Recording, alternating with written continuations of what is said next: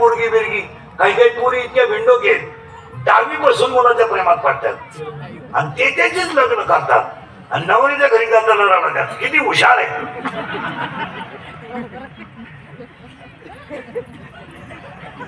लग्न जमून 8 वर्ष झाले,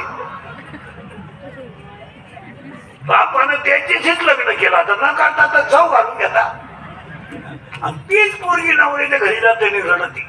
काय तिला पोरग नवीन आहे ते. बाकीची बाया म्हणत्या लय पोरगी रडली बाई. अहो त्या पोरी इतकी भामटी पोरगी दुसरी नाही. हे प्रेमाचं हे सगळं कौतुक आहे. आणि आज आखी लोक कौतुकाला वाढले. हे वरवर दाखवायचंय. पण वडिलांचा अमृत महोत्सव हा आपला कार्यक्रम आहे.